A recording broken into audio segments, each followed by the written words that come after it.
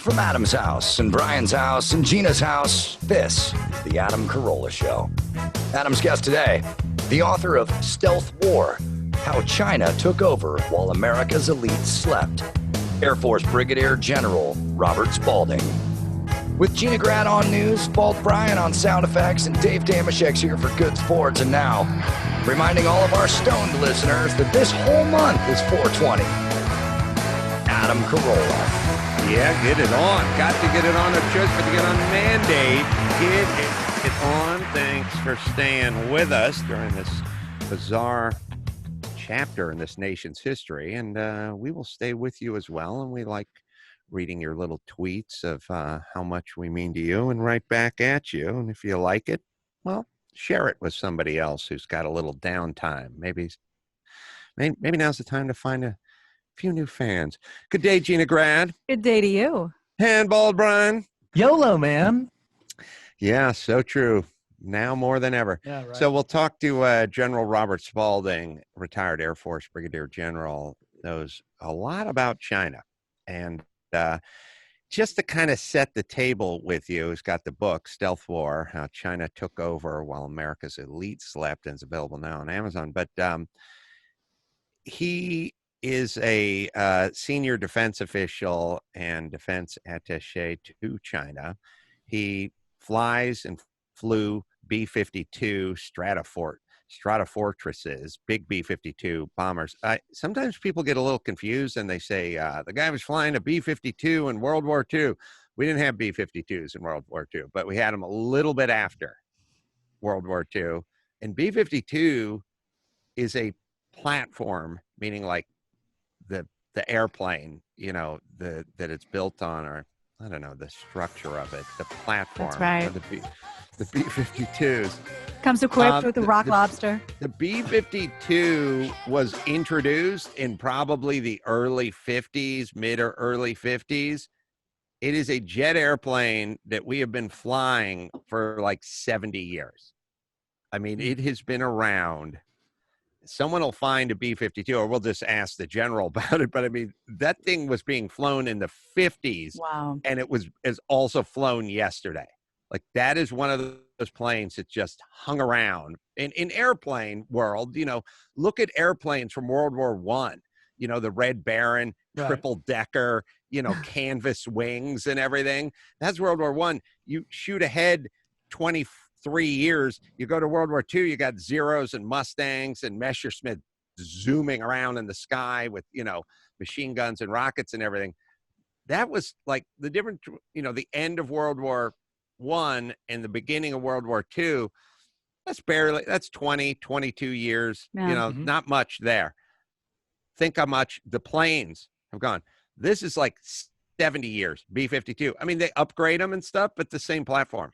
So basically, this is the military version of your toaster. Yes, the performance is the same. Still works. It doesn't change. Well, ironically, you want to know what the newest thing about a toaster is? And we have one upstairs. It's like old school 50s retro throwback toaster. Yep. We're literally leaning into this technology not improving over the last 50 years. Although somebody, Max Zapata, now that you brought it up, somebody did tweet me an Amazon item of like a high-speed deluxe toaster that is brand new. So for those of you who want faster toast, please. Flamethrower. So, you know, for me, it all works out because I don't eat toast and I'm in a hurry. Everyone else eats tons of toast but is in no hurry. So the old toaster speed works out nicely. Yes, General Robert Spalding flew B-52s and B-2s. Ooh, the B-2 bomber. That's cool. T-38s, T-37s.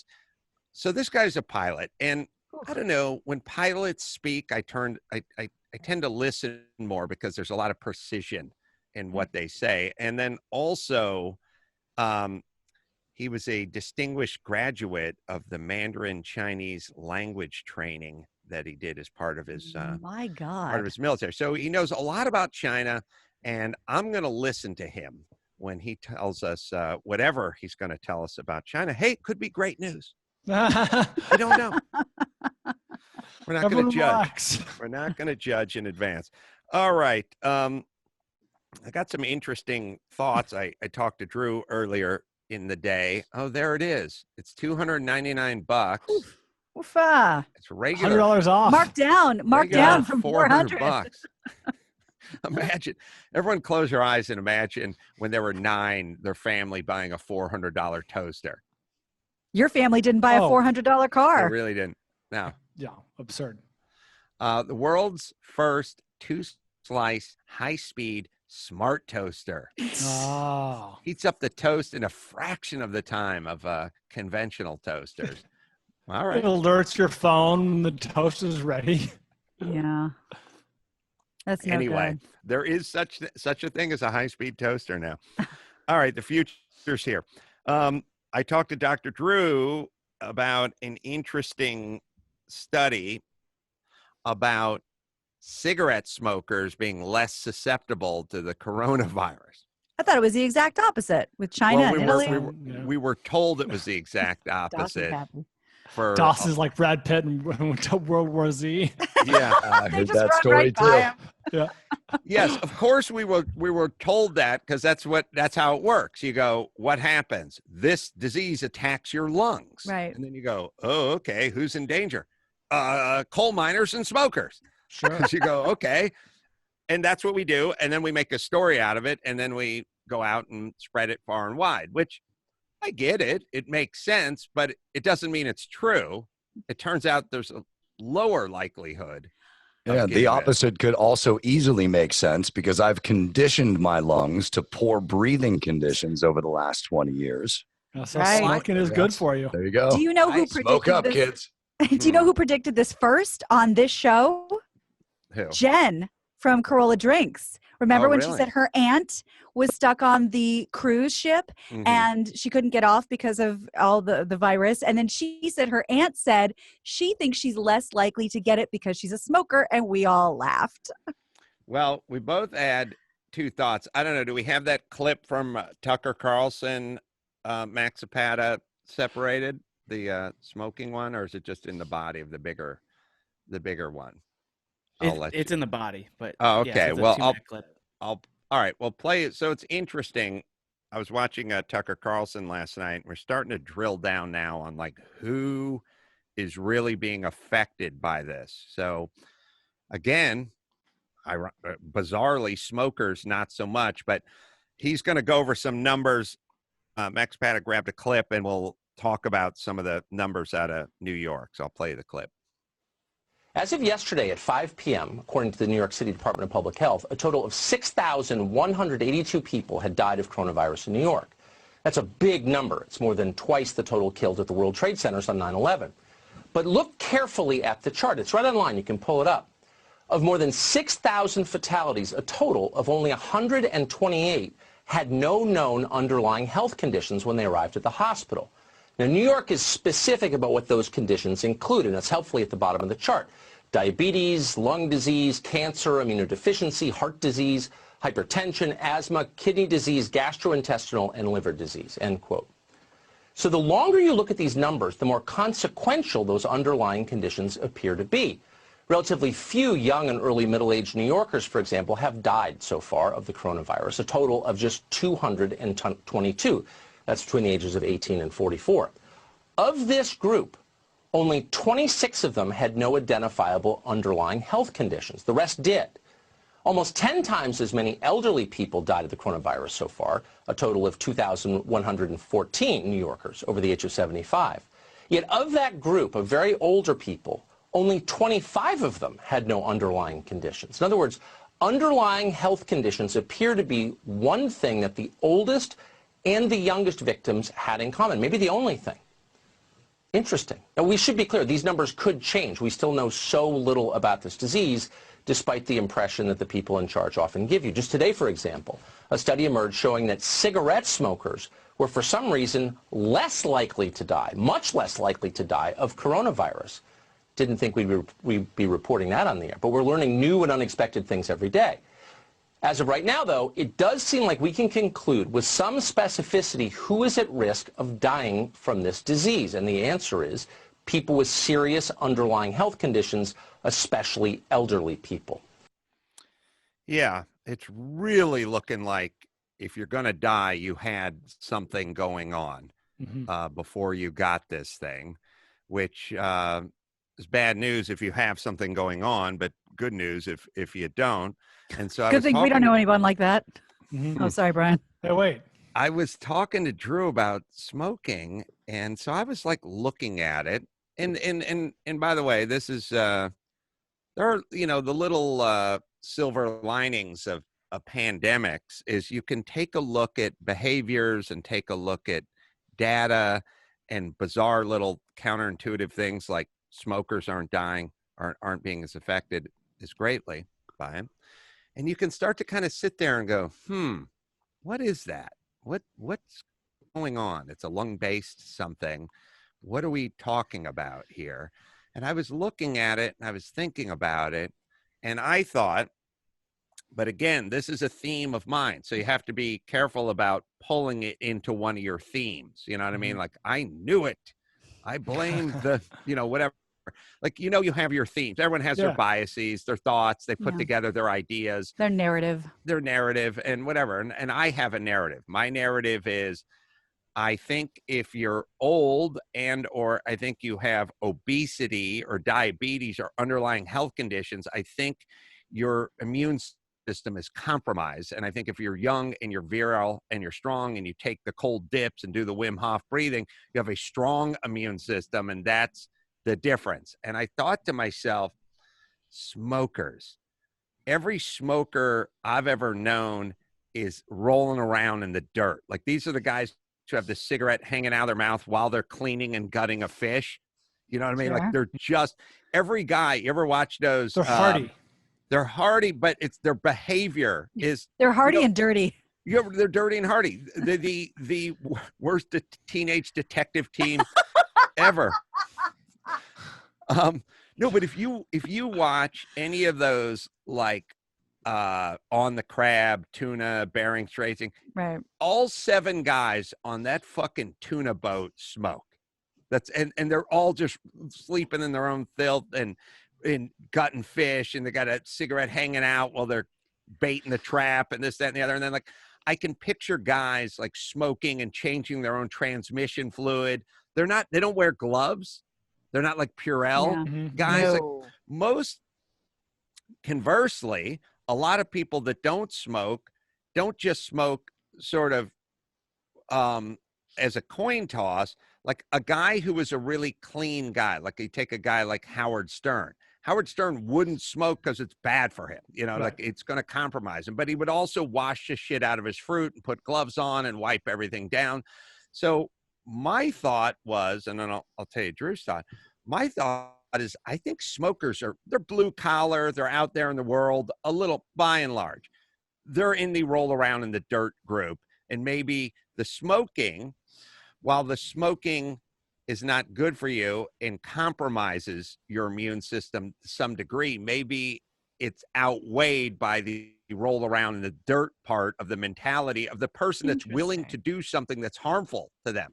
So, like, smokers go, smoking's bad for you, and I'm doing it anyway. And then they do it. Well, it's like smokers probably ride more motorcycles. Like, could you picture Howard Stern on a motorcycle? No, sir. He wouldn't do it. He'd tell you it's too dangerous. Smokers have already made that decision. I do things that are dangerous, and I'll do them to myself.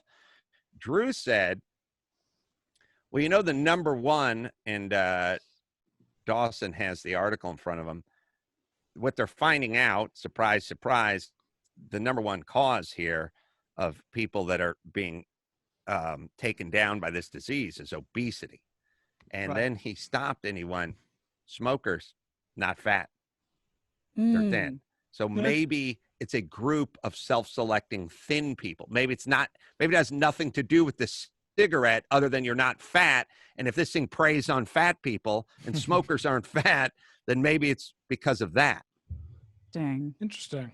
Which is one of those. And by the way, that's why you have to have conversations with Dr. Drew or anybody, because I'm sitting around working this immune system angle, and he's working the fat guy angle. And I'm like, you know what? Maybe there's a combo of both, but I like your angle better than mine.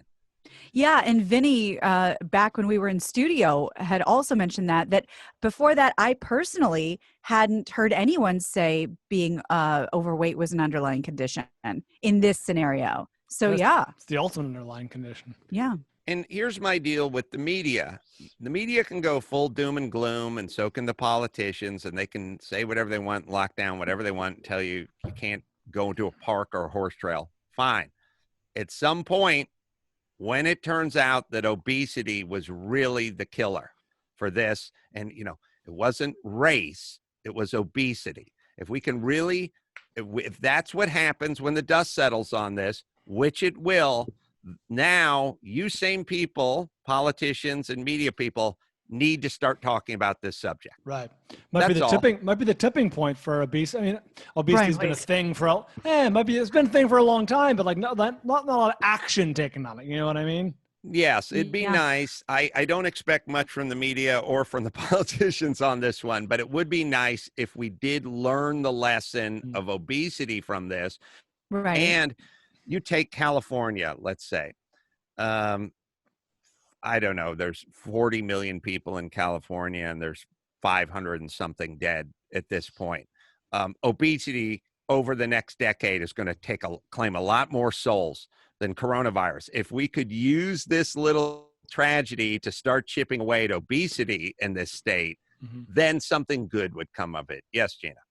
So that sounds a lot like what we've been talking about with homelessness in LA, in the city of LA, which was not talked about, which was sort of defended and swept under the rug by our officials until we started talking about the Olympics and until Dr. Drew went to the White House and the spotlight came back on LA. This would be the exact same scenario. We don't want to talk about this. It's fine. It's fine. It's fine. Don't worry about it until we get some of these hard numbers. Then they'll say, oh, no, we have to do this for your health, like they were doing for the homeless population. Well, again, homeless, not fat. Or experiencing obesity. They're not experiencing, yes. Homeless are fairly slender. They got to give the devil their due. Probably smoke more than their housed neighbors around them and have immune systems that are like sewer rats because of what they're exposed to. So finding that little group of people that aren't being decimated by this, maybe there's something there. All right, Dawson, you have that obesity article? I do, but also really quickly to add to your point, one thing that smokers do that the rest of people don't do is you never wash your hands before you have a cigarette. So anything on your fingers is touching a cigarette that then you put directly into your mouth. Right. And maybe it helps with the whole immunity thing. So, well, I think that's a good thought. I mean, you know, we're doing the, you know, wash your hands, don't touch your face. But if you have years and years of not washing your hands and touching your face, then you're probably exposing yourself. Your immune systems get a little bit of a workout during the off season. Yeah, essentially, smokers lick their fingers up to 20 times a day. Man, I didn't think you could get any hotter, Dawson. You just did. Smokers and baseball pitchers. Yeah. All right. Go ahead with the article. Thanks. The headline is NYU scientists, largest U.S. study of COVID-19 finds obesity the single biggest chronic factor in New York City's hospitalizations. Doctors at NYU Langone Health Center conducted the largest study so far of the U.S. hospital admissions for COVID-19 focused on New York City. They found obesity, along with age, was the biggest deciding factor in hospital admissions, which may suggest the role of hyperinflammatory reactions that can happen in those with the disease. The headline of the article has been changed to reflect that obesity is the single most important chronic factor as opposed to age. And the article has been updated to reflect the fact that age is still the single biggest factor determining admissions. Okay. For months, scientists have been poring over data about cases and deaths to understand why it is that COVID-19 manifests itself in different ways around the globe, with certain factors, such as the age of the population, repeatedly popping up as among the most significant determinants. Now, one of the largest studies conducted of COVID-19 infection in the U.S. has found that obesity of patients was the single biggest factor and whether those with COVID-19 had to be admitted to the hospital. All right. Look, I mean, we all get it. It's a major, major issue. And picture, I don't look at somebody who's 19 and obese or 23 and obese any differently than I look at as a 19-year-old or 23-year-old who's in the criminal justice system. Like, these people are not going to be earning, they're not going to be paying taxes, and they're going to cost us a lot of money for a long time unless they can be rehabilitated. Because if they're just chronically going back and forth and sort of in the system, and just imagine what that person cost. We're constantly talking about healthcare and we don't have enough money or we don't have the right to, but could we start focusing on this? It would be we can say whatever we want about the drug companies and getting drugs out of or what goes on in Canada or China, manufacturing drugs. We can go all the way down that road, and the drug companies can talk about how much it costs to develop a new drug and blah, blah, blah. But we should carve out a little time for obesity. That would make a huge impact. And and if you take someone's life, think about obesity, what permeates your entire life more than that? I mean, it is going to affect your ability to have a relationship. It's going to affect your ability, your health, obviously, employment. Yeah, they have studies. They have studies that suggest that hiring bosses or whatever tend to hire the thin candidate over the fat candidate. Right, because we do a math when we see someone who's out of shape or sort of let themselves go. We go, that person's not that disciplined. I don't know if I want that person running my company. They don't seem very disciplined. For right and for wrong, that's just how we're wired. So this would be something to start focusing on, and it would be nice if this was an entree into the discussion of obesity. But we'll see who picks it up. I don't know. I don't know if Trump's going to pick it up. He's like puts down a Chick-fil-A before the news, before his press conference. But we'll see. We'll see. I'm hoping that the news picks it up. The problem with the news is like, is this disease, is it racist? Is it affecting black and brown people and blah, blah, blah. It's interesting. I keep hearing that it's affecting black and brown people. So I was like, they're more, I looked it up. I think there's like 13% black in this country and 18% Hispanic, 18 point something, 13 point something. But I thought, okay, so it's affecting these two groups. How come every time I turn on the news, they don't have a representative from the Hispanic community? It's always a representative from the black community who's always speaking on this thing that's affecting black and Hispanic people, but they don't have that Hispanic person representing the Hispanic community, which is a larger community. Right. Found that fascinating. Yeah. And it's weird how, compounded every day, the information is like what we didn't know last week is vast compared to what we know today. Well, a month ago, there were theories that African-American people couldn't get coronavirus. Oh, yeah. Think how much they weren't getting it. Think how much the final data is going to change between now and when we actually have when this thing is passed, maybe 10 years from now. Earnestly bigots like to chime in. Oh, yeah. Yes, Mr. Hey, Jew-ass? My name is Gina, but yeah. Gina? Jew-ass? Just Gina. Gina? Yeah, not Juna. Jew-ass. Hey, I started that about black people. Oh. That was me. Oh.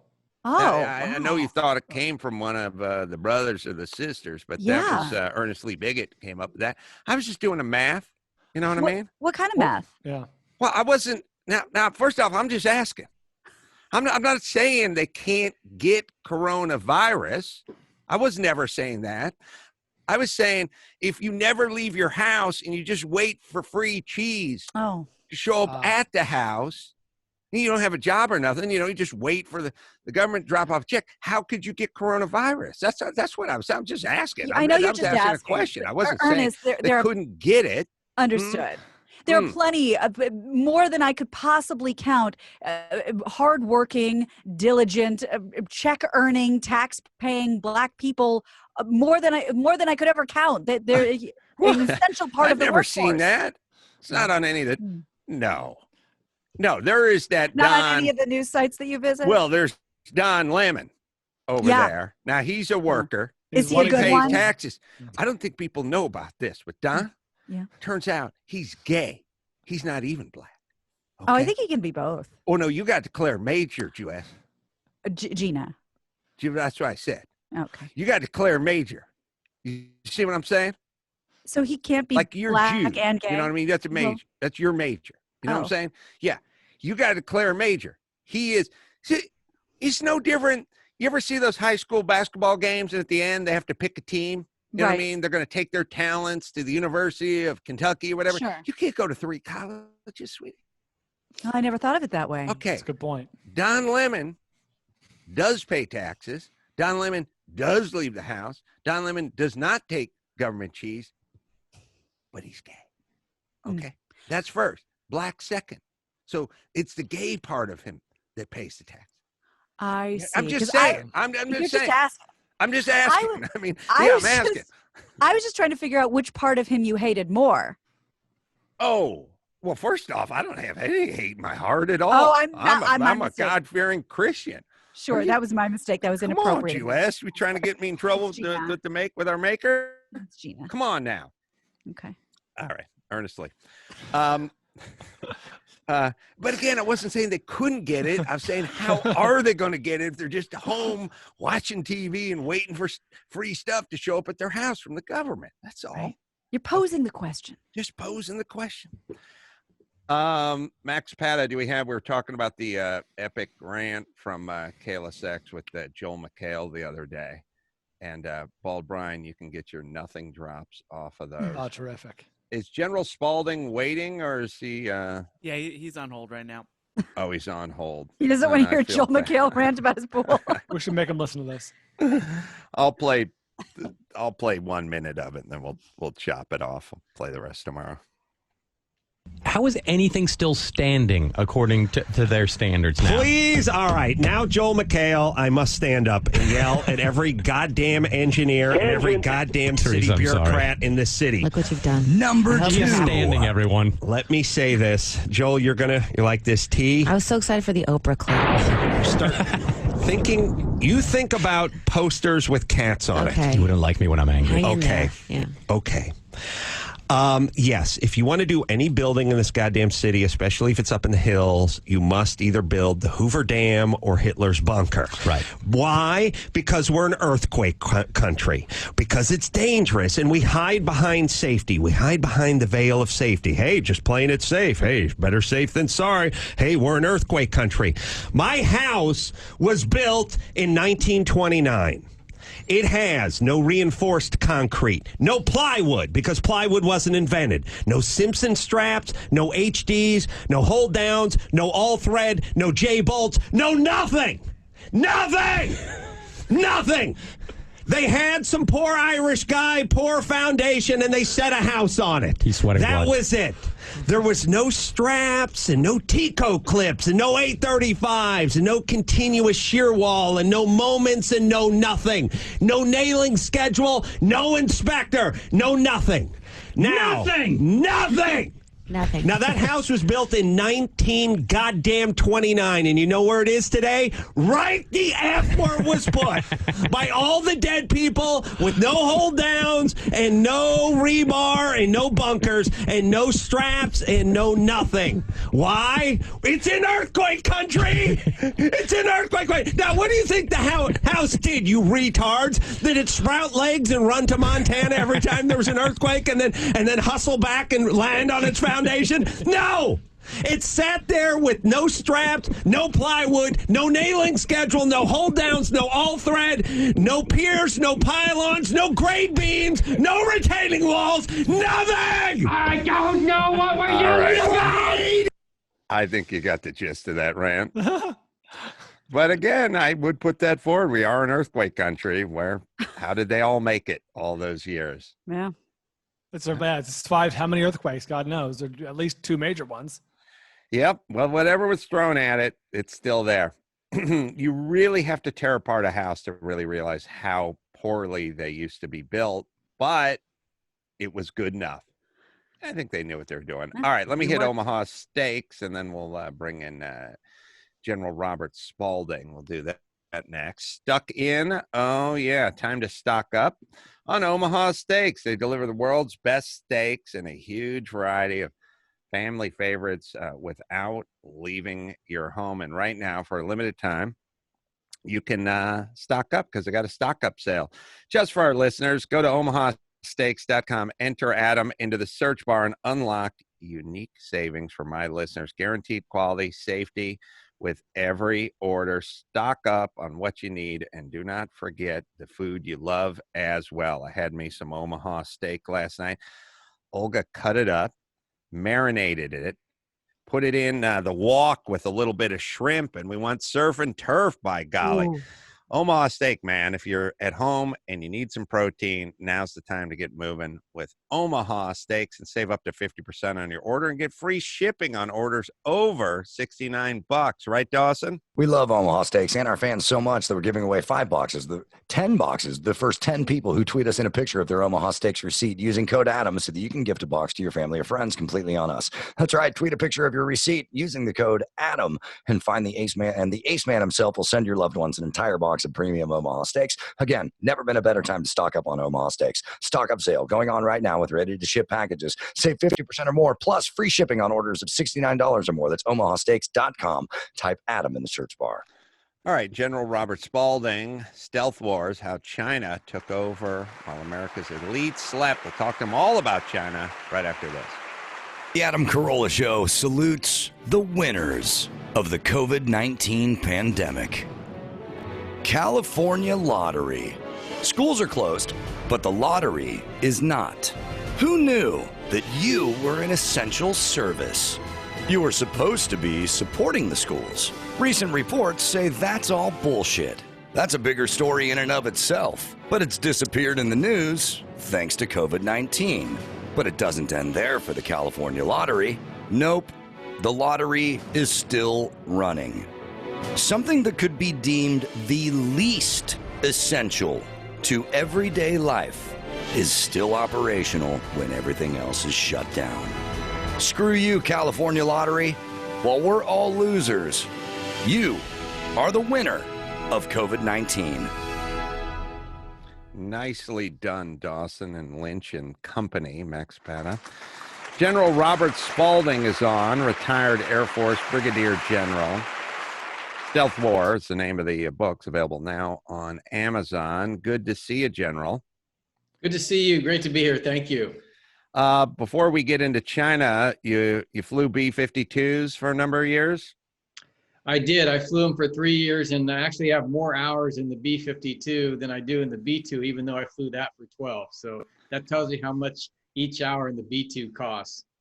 Am I right to say that the B-52 has been around for almost 70 years, maybe 65 years? It was, so the models they have now were actually produced in 1960 and 1961. So it's an old beast. Christ, it's crazy. So old. They like retired the Concorde because it was like 30 years old.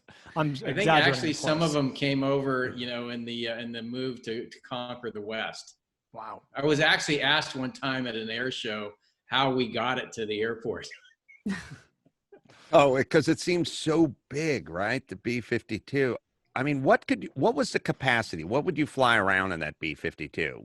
Was it ordnance? Ordnances? Oh yeah, so it's actually quite a cramped space in the cockpit. It's all about bombs. How many? What is the maximum weight that thing could carry? Like how many bombs? Oh my gosh, I think it was something like up at the top. It was almost 500,000 pounds. Just a huge.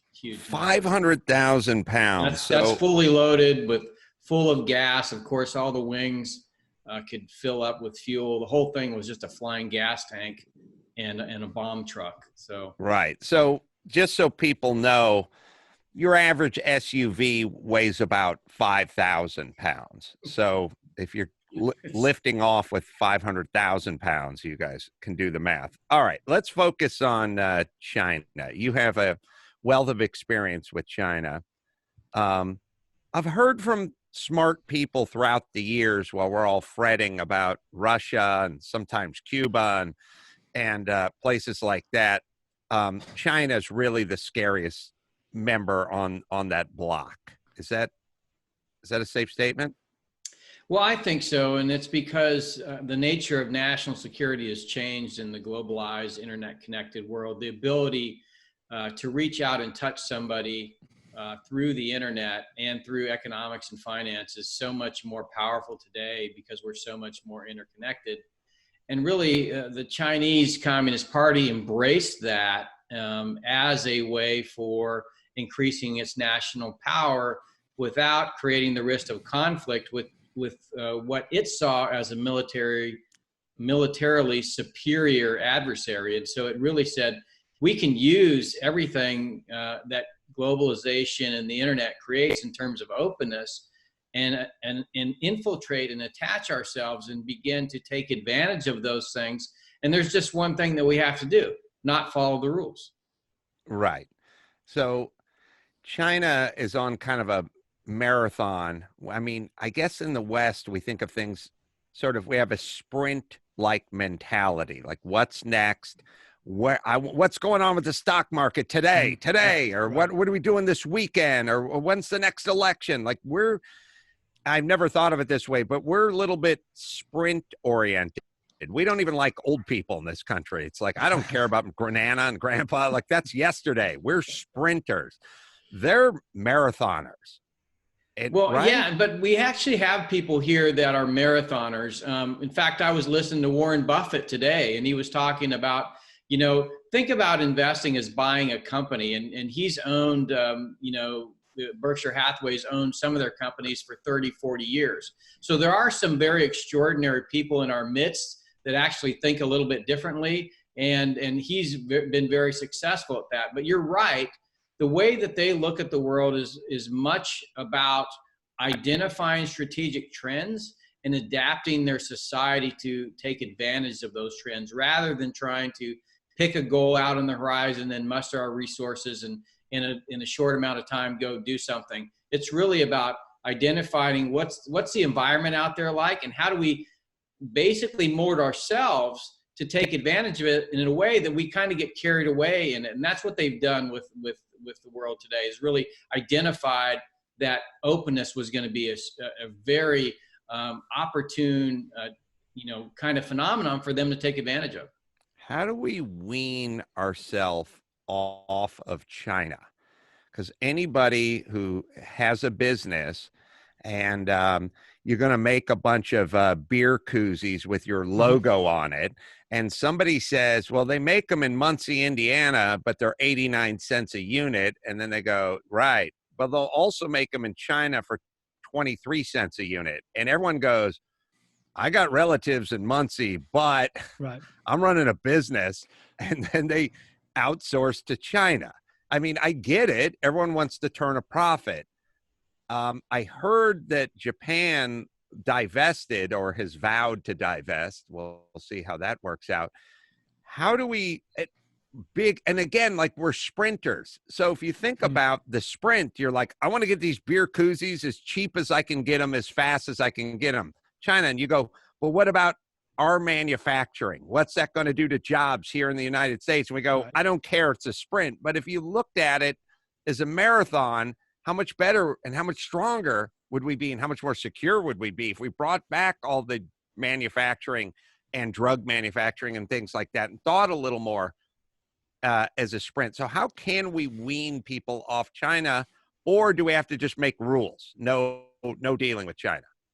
Well, I mean, you have to look at the way China has done it. The way they took a page out of kind of America's playbook, which is really identifying individual interests, really the profit motive, and tying that to their interests. And so in other words, they incentivize their people to get wealthy, but to get wealthy in ways that empower the Chinese Communist Party. And in many ways, they saw the fact that we saw openness as a unmitigated opportunity for benefiting our democracy as a way to undermine our democracy. And so you're absolutely right. Industry is not going to change their behavior patterns because they understand that the Chinese are trying to give them everything they want. You want high margins? Come to China and manufacture, because we're going to make sure that there's no energy cost for the factory. We're subsidizing the employees. Right. We actually don't put any scrubbers on those smokestacks, or if we do, we're not going to make you turn them on. So it's really about making it attractive to those companies. And so the way that you stop that is by recognizing that we don't live in a free trade world. And if you don't live in a free trade world, you actually have to make rules to protect your companies. And that's what we failed to do. We thought everybody would play by the rules. And in fact, the Chinese said, nah, we're not going to play by the rules and make us. And we didn't. In fact, I'll tell you this. So back in 2015, there was a very large American company that was buying a subsidiary in China. And they owned 49% of the subsidiary, and they were given the opportunity to buy 51% of it for $400 million. So they made that purchase, and they're thinking, wow, great, we own 100% of this company. We're going to own the business in China. And then a month later, the Chinese government said, nope, that business, because it's 100% owned by a foreign company, cannot actually operate in China. And so there's an opportunity for them to for this CEO of this company to have dinner with President Xi, or General Secretary Xi, as he's better known, and President Obama. And so he's at the White House and he says, hey, we bought this thing for $400 million. You guys basically said we can't operate it. And President Xi said, yep, what about it? He said, well, what are you going to do about it? And he pointed to President Obama and he says, you think he's going to make me do anything about it? That's how bold and brazen they are with what they do. Brian, you had a question? Yeah, General, I'd forgotten about this, but you're reminding me, my wife used to work for a British car manufacturer, and their biggest issue, they sold cars all over the world, obviously. The biggest issue was China, because there was some law. They just make their own laws about things and their own rules. And there was some law where it was like, if the car isn't made in China, there's 100% tariff. Like, they charge double the price, and no one would buy the cars that were made in wherever, Tennessee or England or wherever. You had to make them in China. My wife was reminding me about our two sons, and our oldest one, he would make the rules to the game, and then if he started to lose, he would change the rules of the game. Sure. And so, I thought about, well, that is exactly what the Chinese do. They basically mid-game change the rules, and they're like, who's going to stop us? Sorry, Gina, I had this thought, and then you'll go next. I was thinking, when you're talking about China and outsourcing and that kind of stuff, I live in Los Angeles. We used to have a pretty thriving film business here, and places like Atlanta and New Mexico and Prague, other countries, parts of Canada, started saying, hey, come over here. So we were a little overtaxed, a little overregulated. We got a little fat. We got a little greedy here in Los Angeles. And people from Los Angeles just went to Atlanta. Now, Atlanta and other places said, we'll give you such a break on taxes and such a break on everything. And then someone would go, well, now Atlanta's losing money, but no, they're not, because they're building studios and they're moving there and they're creating all this ancillary industry.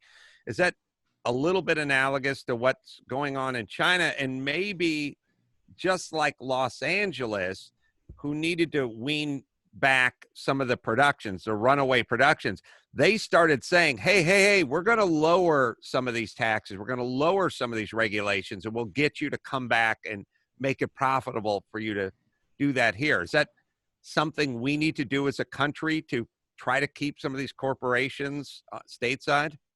No, I mean, if you look at America today, we have some of the lowest energy costs in the OECD. We have low corporate tax rates. We literally, if you look at a map in the United States today, we have opportunity zones, and that's zones that states themselves have created where they're trying to induce manufacturing to come back, and they still can't get it to come back. And that is because the companies know that the Chinese are going to do whatever it takes to make sure those factories stay there. So the goalpost keeps getting moved. Right. So we could every never single compete. day. We could never compete with what they're offering. Well, we could, but we would actually have to do that. We would have to compete. And our federal government doesn't think that way right now. So to answer your question, the federal government really has to take the initiative, to take the lead, to be competitive in the global marketplace. And some of those things, you're going to have to put tariffs, and they're going to have to be permanent. And they're going to have to be permanent because the way that the Chinese win is by essentially having slave labor and environmental protections that, you know, the first year I was living there, I had my hair falling out and spots all over my face. Got it. Gina? Well, that was kind of, that's along the lines of what I was thinking when you said, you know, they don't have rules. And how do you play a game where one person doesn't have rules?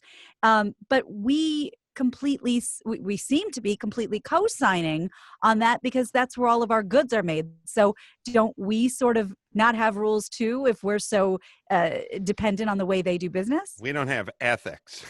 Right, sure. But that's the thing, when we say, well, they don't have rules and how do we compete with that? It doesn't seem like we want to compete with that. It seems like people who have their goods made there are perfectly happy with the way things are going. Well, I mean, this really has to do with fiduciary responsibility, which is the only thing that the corporate executives and the board of directors are responsible to. And that's really providing value to the shareholder. And if you just look at economics in terms of, number one, where's the stock market going? And number two, what are the corporate margins? Then you're going to run into a situation where the Chinese are going to take advantage of that and say, hey, we're going to help boost your margins, because what we care about is staying in power. And the way we stay in power is to make sure that our people are employed. And the way we keep our people employed is by keeping you fat and happy. How does, what's communist China's plan? Like, I feel there are nations that want to constantly work on their own property, and then there are nations that want to buy up their neighbor's property and kind of expand, you know, like a monopoly game. And the scary nations to me are the ones that want to expand. And it seems like China wants to get their tentacles out there and get them spread out as wide as they can. But what do you think their end game is? Like, what do you think they're attempting to do? Well, I mean, I don't have to think. It's actually in the Chinese Communist Party constitution. They say what they want to do. They want to return China to its rightful place in the world. They say, hey, we were the number one country or, you know, civilization for 5,000 years. We had a couple of hundred bad years and we're back. And, you know, our rightful place in the world is really where we're the center of it. And so, what the Constitution says is that the Chinese Communist Party is really the only entity in the country that can restore China to its rightful place in the world. And so they created essentially a social contract. The social contract says we will give you full employment. We will return us, you know, this nation to its rightful place in the world. In return, you can't challenge our authority. You give up the right from freedom of speech and freedom of religion, and we get the right to oppress you in any way we want. But you know what? It's for the benefit of the nation. So, and you're going to have a job, you can have a home, you can send your kids to school, so it's going to be great. So that's essentially what they've done, and the Chinese people have bought it, primarily because, you know, when you control the education system, the media, propaganda, the great firewall, the internet, and when you control all that and you have one message and only one history, and it's always the same history, then it's really easy to kind of lull the entire civilization to sleep and say, hey, come along for the ride. What would be something that would give you hope? Is there something that we could do? You know, it's like they want our culture. They love our culture. You know, they love basketball. Doesn't look like their culture. It looks very different, but they love that. They love our products and our blue jeans and stuff like that.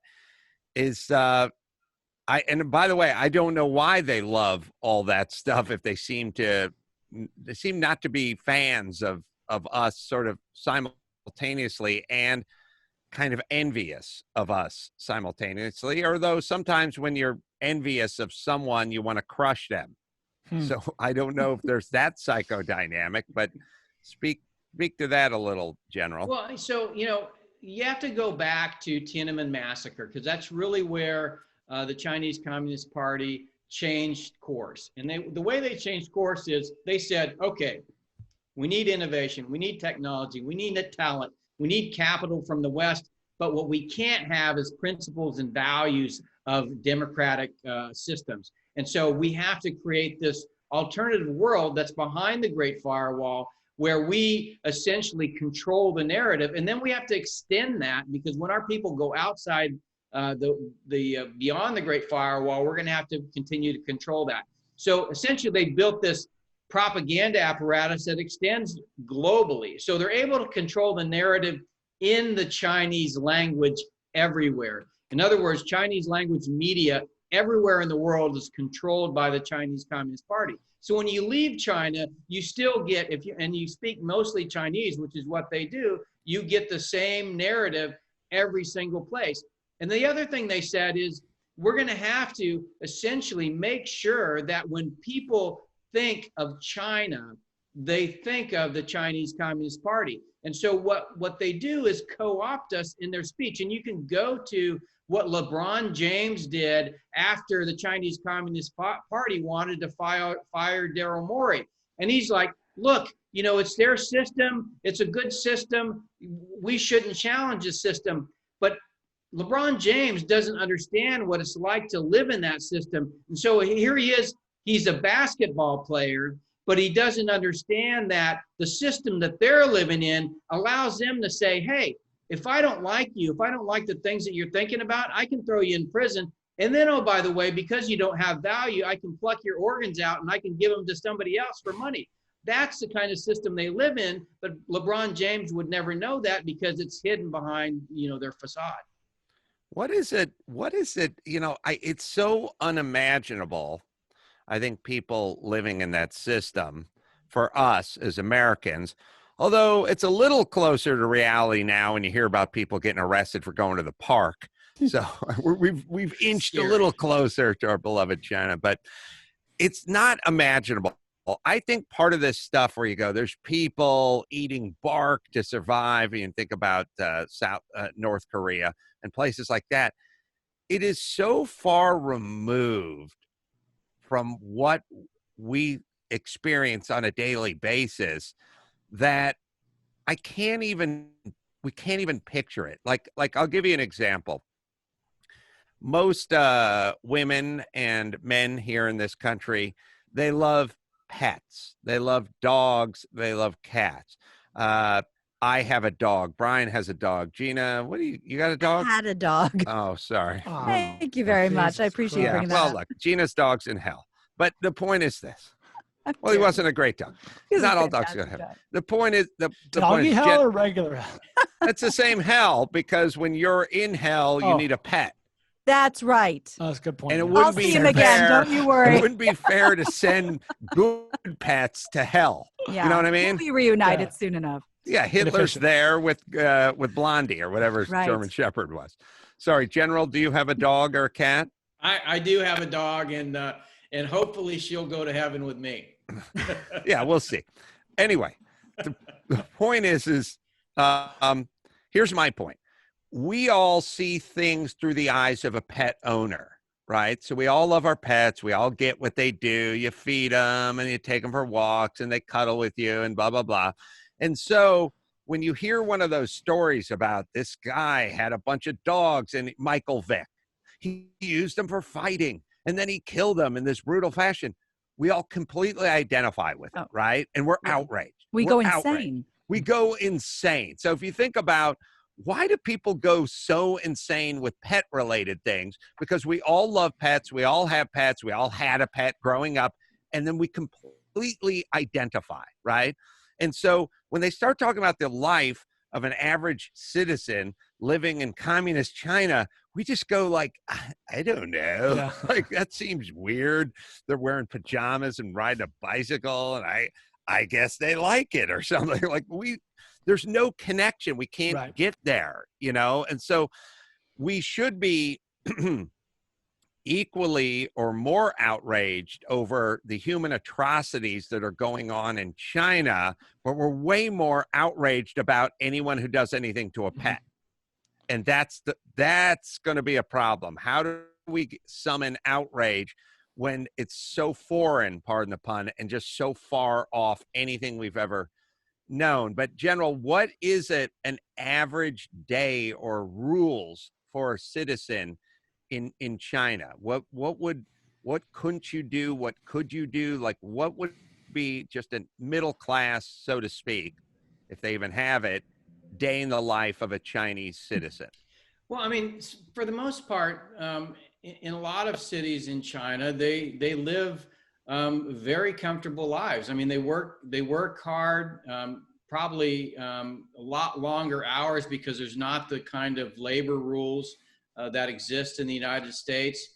And but they have homes. They send their kids to school. In a lot of ways, there's hundreds of millions of Chinese living the American dream, and they never really even think about politics. But at the same time, the Chinese Communist Party has been developing their specific system of IT-based authoritarianism to leverage technology to make sure people stay in line. So you mentioned pets. So today, as they deploy what's called the social credit score, and they deploy that along with the networks, the 5G networks that have cameras on every street corner and all the other devices that are meant to track you either by facial recognition or gait recognition. And so they know what you're doing. And so the social credit score is really designed to make sure that you become a good citizen, just like if you're in school, you get the red sash. And if you get the red sash, you're a good student, you're a good communist student. And then everybody looks to you and wants to emulate you. And so in China, with the social credit score, if you jaywalk, if you smoke, if you criticize the government, if you drink, if you don't pay your taxes on time, if you're not a good citizen, then your social credit scores goes down. So the reason I'm saying this is because you bring up pets. If you're a pet owner, if you own a dog and you love that dog, but your social credit score falls below a predetermined number, they will come and take your dog. Wow. That is the way it works there. And so for the most part, it's great.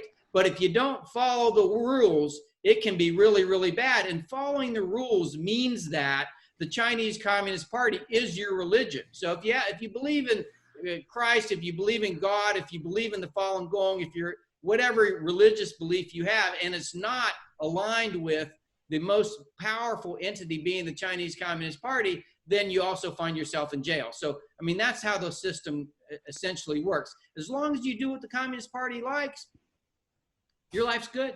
But that was a perfect You'd be example. Phyllis so fast, Adam. They would take that dog away in a heartbeat. Good luck transporting Phil.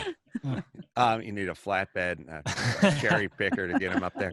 No, but it's such a perfect, such a perfect example. So if you took, all your friends, and including us, because I just heard how you guys reacted, and I reacted in my head that way, which is they take citizens that speak out against the Communist Party and they take them out and they harvest their organs and throw their body in a mass grave. And you go, yeah, what are you going to do? You jaywalk a few times, you get caught drinking and smoking, they'll take your dog. You go, what? Hold the phone.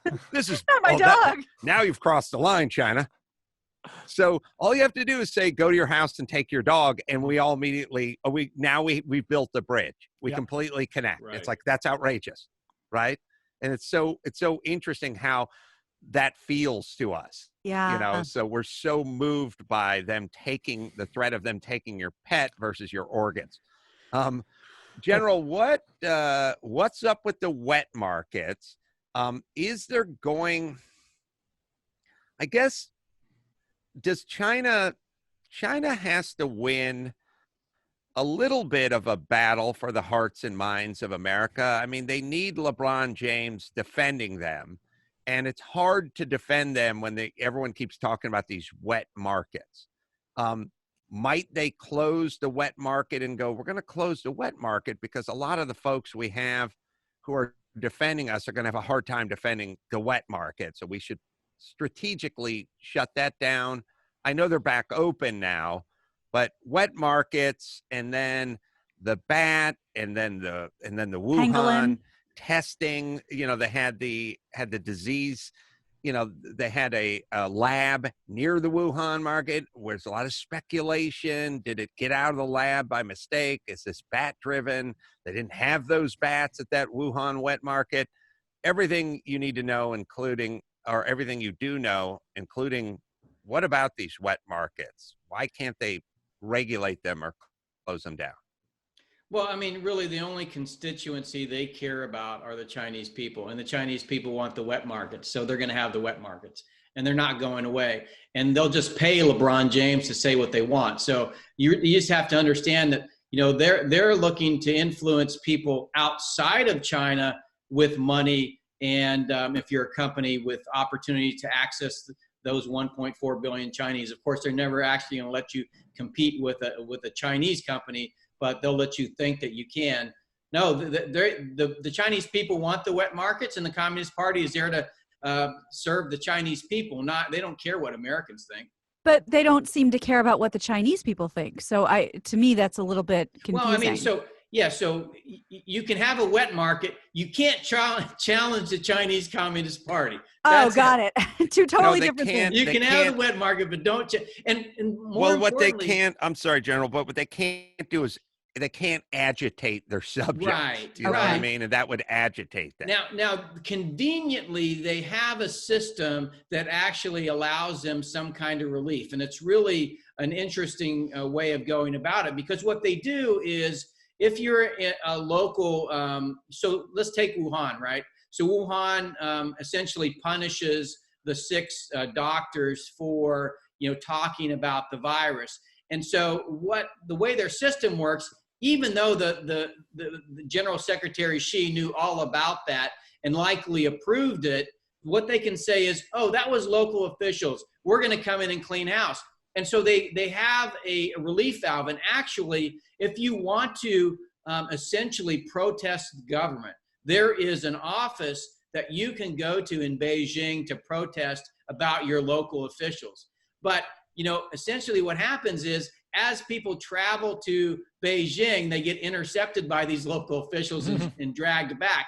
If they find themselves all the way to Beijing and it gets out in the open, then Beijing can say, okay, we're going to lock up the local officials for being bad. It is really a convenient relief valve when the policies don't go the way that the Chinese Communist Party wants. So where did the virus come from? Did it come from the wet market, or did it come from the institute near the wet market that was experimenting with viruses, or do we know?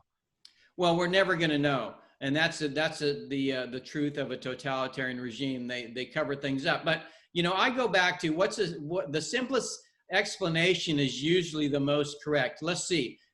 They were doing bat-related gain of function research on the strain of coronavirus bat that isn't anywhere near Wuhan. So I don't know where it came from, but there's a lot of fingers pointing to that P4 lab. And by the way, as we saw today, there's a state cable from the U.S. Embassy saying in 2018, we are really concerned about the safety procedures in the P4 lab. Can you please send these guys some help before we have a pandemic? So it stands to reason that it came from that lab. What about the World Health Organization? It's being run by a guy who's not a doctor, who seems to cheerlead for China.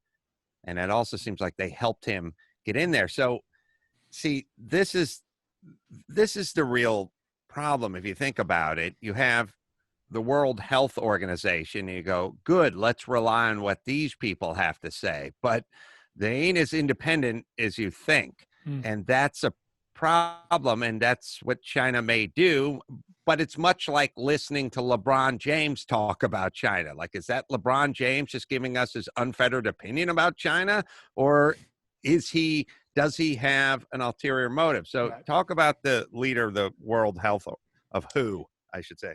Yeah, so I mean, I think his gaining that job, General Secretary or General Director or Director General, excuse me, of the World Health Organization was highly pushed by the Chinese Communist Party. And oh, by the way, he was replacing somebody that was already their pick.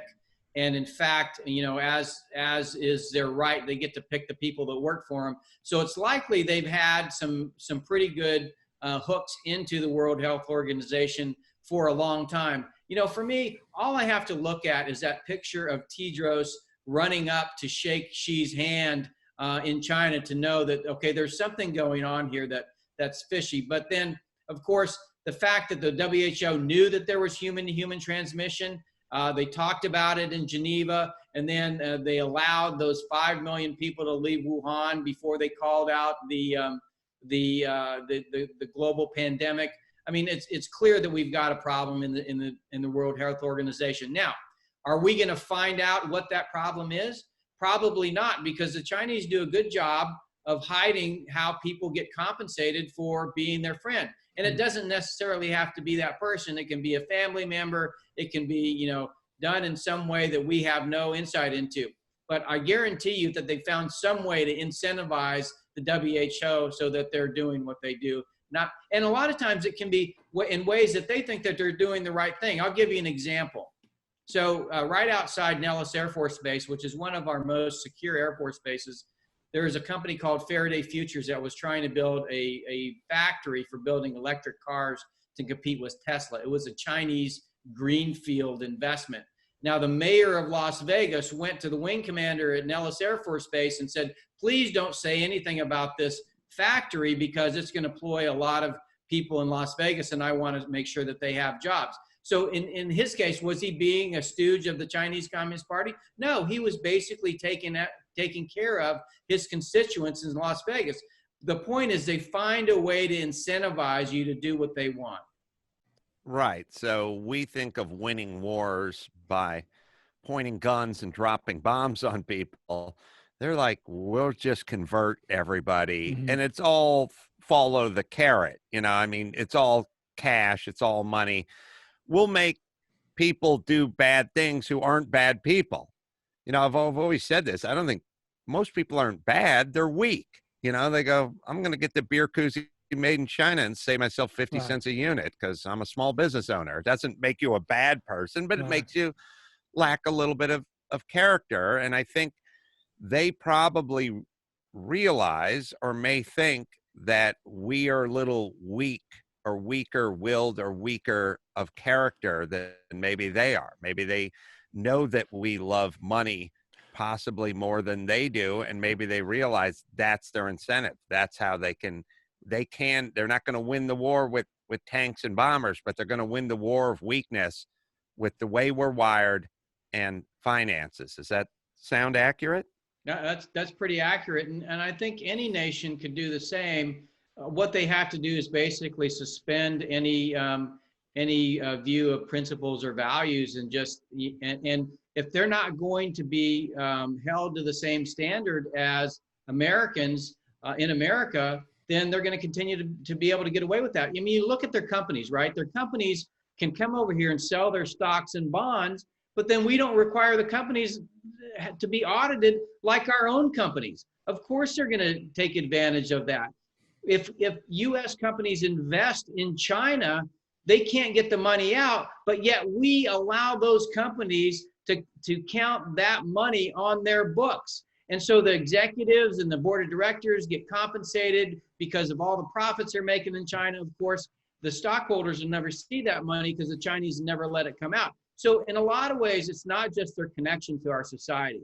And it's not just that we're greedy. It's that the rules are shaped to benefit them because we believed if we did that and they got wealthy really, really fast, which they did, that they would become Democrats like us. And of course, they said, ha-ha, sucker, we're not going to do that. Thank you very much. And just one more, I'm sorry, just one more thing to add to that. When you started saying that, we've had this conversation on this show, real estate, be it in Canada, in Vancouver, whatever, in New York, in San Francisco, isn't so much of our very, very expensive real estate owned by Chinese, investors. Yeah, and oh, by the way, say you want to take a Chinese company to court and sue them because they ripped you off. Well, guess what? They can go to China and they have a central office that basically puts on retainer all the best law firms in the country. And they say, well, you can have as much money as you want to fight this court case. Do you think a Chinese company is going to lose a court case in America? Nope, not going to happen. So in essence, we don't have the ability, because we haven't set up our system that actually creates a level playing field, like rule of law.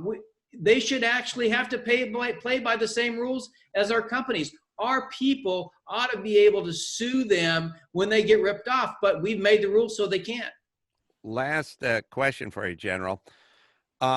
What shall we do? You hear Trump talking about tariffs and trade deals, and some people say it's long overdue. Others say this is a horrible idea. Most people probably have trouble sorting out tariffs and trade deals. What shall we do with China? I guess there's a recent deal with China. Is it a good deal? Is it a bad deal? What would help remedy this? Okay, well, in addition to, taking care of the things I already talked about, the tariffs are really, if you go back to before China entered the WTO, their economy wasn't even worth $1 trillion. And no major corporation would invest any money there. Why? Because every single year they faced a most favored nation vote in the Congress, and that would determine whether or not they would have tariffs lowered. And so we permanently lowered tariffs. And that most favored nation vote was based on the fact, are they human rights violators? Do they have a non-market-based economy? The answer is yes. Guess what? The tariffs stay on. And so I think what we need to do is reinstate that process. In other words, every single year, let's have a vote in the Congress. Are they still violating human rights? Yes, tariffs stay on. Are they still basically taking advantage of our companies? Yes, tariffs stay on. And then what's going to happen is corporations are going to say, okay, we've got a permanent tariff here by investing in this country. We're not going to, it doesn't make business sense. We're actually going to move. Every time you make it so that it creates uncertainty for the corporation, they will respond to that. So it's really about creating uncertainty about whether or not they can have the tariffs taken off in a permanent manner. So what would be a path to installing those tariffs? How would that work? Well, I think we're already on a path. I mean, clearly the Section 301 investigation showed that they have a non-market-based economy and they're doing all kinds of nefarious things. I think we basically just we basically take that and turn it into legislation that makes it permanent and says something to the nature of, unless they are, non-human rights violators and, oh, by the way, are a free market, then they're not going to have tariffs taken off. Oh, by the way, we passed a legislation that said, the Global Magnitsky Act that said, hey, if you're out there doing bad things, we're gonna sanction you. So it really doesn't, it's not a long stretch to say, hey, we could reinstate tariffs on a permanent basis on China before being a non-market-based economy that likes to harvest their people's organs. Who's going to argue against this? And then what are they going to say that sounds better than we're against this? You know what I mean? Like what politicians, what group? Because whenever you try to implement this stuff, there's always a group that says, I'm against this. And they go, why? And they go, because of the children. Or something like that. It's Where's never the because pushback going to come from? I have a lot of so it's going to come from corporate America. Apple is going to say, well, you're going to have to pay $4,000 for an iPhone. What Apple doesn't tell you is we have $260 billion in cash and we have huge margins in our iPhones. We probably don't need to make that much money, and we could manufacture those things in America and pay people to do it that are actually abiding by labor rules and environmental rules, and we'd still make a profit because we have a good product. And oh, by the way, it probably wouldn't be that much more. But it's going to come from corporate America. They're going to say, we need we need the profit margins that allows us to have, because that's what's going to keep our stock price up. And so that's essentially the explanation. And oh, by the way, it's free trade, right? All right. Government stay out. It's free trade. Stealth War is the name of the book, How China Took Over While America's Elite Slept. It's available now on Amazon. General Robert Spalding, everyone. Thank you, General.